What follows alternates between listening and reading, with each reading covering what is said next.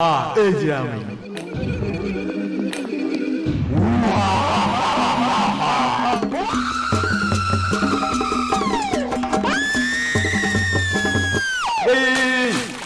হায় রে কানারে, একটু দেখেও দৌড়ায় না।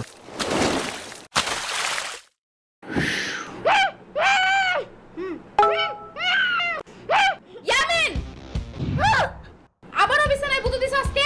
কই না তো। আবার মিথ্যা কথা। বিছানা ভিজালো কে তাইলে?